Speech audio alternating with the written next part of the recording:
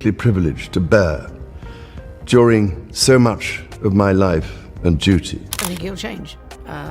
He is committed of his own level of service, and that will remain true. Something big is happening at Buckingham Palace, and rumors are spreading fast. Has King Charles finally had enough? Reports hint at a shocking abdication, sending the royal family into crisis mode. Could this be the moment that changed everything? Or is there a deeper twist yet to be uncovered? Join us as we dive into what happens when King Charles walks away from the throne.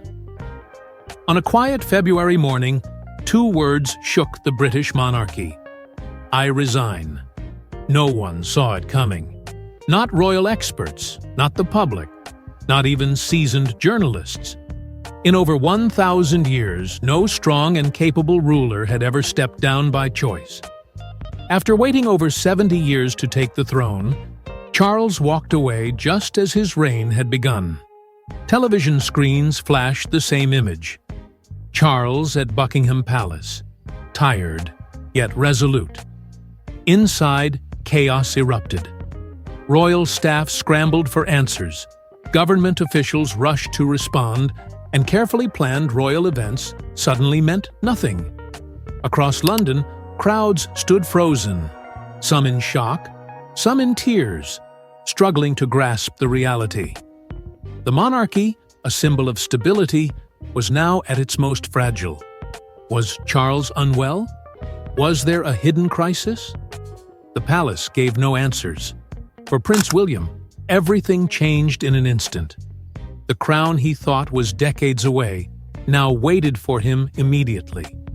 Cameras captured his tense expression as he arrived at the palace, stepping into a future he wasn't prepared for. Within an hour, the Prime Minister called an emergency meeting. Royal experts scrambled to interpret a situation that had no precedent in modern history. The last king to abdicate, Edward VIII in 1936, did so for love. But this time, the reason was far more unexpected. Why would a man who spent his whole life preparing for the throne suddenly walk away? From birth, Charles's life was never truly his own. The moment he was placed in Queen Elizabeth II's arms, he became Britain's future, bound by duty, molded by expectation. While other children ran and played, Charles was learning stillness, composure, and responsibility. Every word, every step, every gesture was carefully crafted to prepare him for the weight of the crown. At school, he stood apart.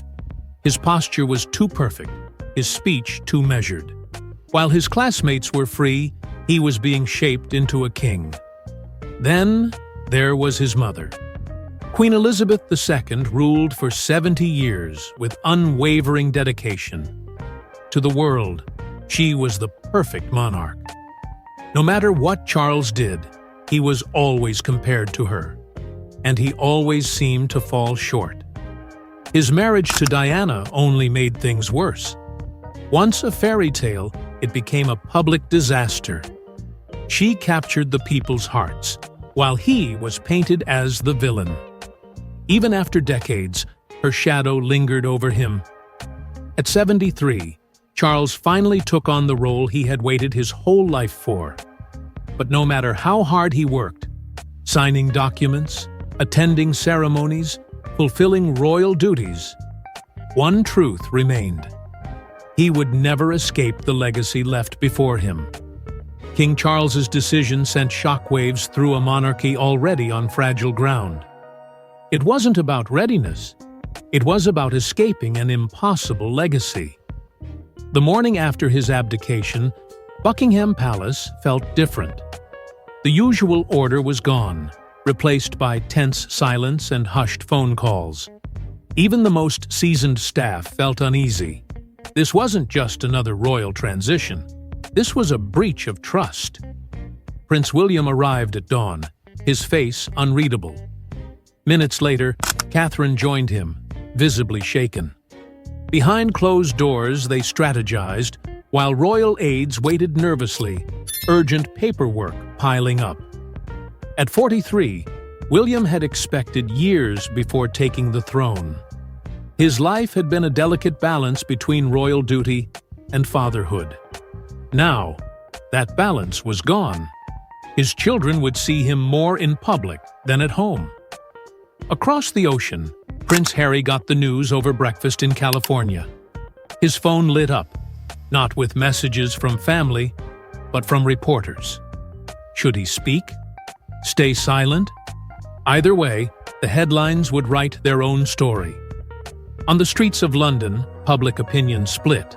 Some praised Charles's honesty, others called it a betrayal. The monarchy had always been Britain's unshakable pillar, but now it felt broken. Inside the palace, Queen Camilla moved quietly, avoiding the press. She had fought for her place at Charles's side, but now, where did she stand? Not just his wife, not fully queen, something in between. Princess Anne arrived later that day. The only royal with military service, she understood duty like few others. Her presence made one thing clear: she was here for William. A monarchy built on tradition and unity was now divided. With its leader stepping away by choice, could it survive? The morning after Charles stepped down, Britain woke up to uncertainty. At the Tower of London, the Golden Crown sat untouched, its jewels gleaming. But the monarchy it symbolized had shifted overnight. Inside Windsor Castle, portraits of past rulers lined the halls. Each had ruled until death. Now, for the first time in 1,000 years, that chain was broken, not by scandal or war, but by choice. For centuries, the monarchy had stood on one belief: duty before self. But now, a king had walked away.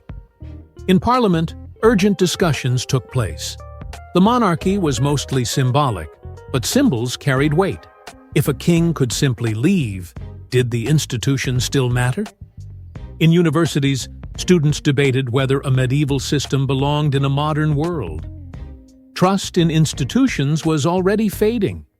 Was this proof the monarchy had outlived its purpose? But not everyone agreed. Business leaders defended the monarchy for its economic benefits. Community leaders saw it as a force for unity. Some believed the monarchy could survive, but only if it evolved. At Buckingham Palace, staff worked frantically. For 12 hours, the royal family's social media accounts went silent. Then they reappeared, with carefully chosen images of Prince William meeting the public. A quiet message of continuity. The monarchy had reached a turning point. Would it adapt? Or become a relic of the past? Prince William walked through the halls of Kensington Palace, his future rewritten overnight. Past portraits of past kings, he felt their silent stares. They had all taken the throne knowing it was their destiny, but not him. His journey had been slow and deliberate, each step preparing him for a distant future. But now, that future was here. How would a man who never wanted this moment redefine kingship for a new generation? Charles's abdication rattled monarchies worldwide. Spain, Denmark, Sweden, royal councils met in urgency. Australia, Jamaica, Canada, Republican movements gained traction. China, US, diplomatic ties re-examined. One question echoed across palaces: if a king can step down, what sets them apart? At Windsor Castle, staff packed away Charles's books, notes, and speeches.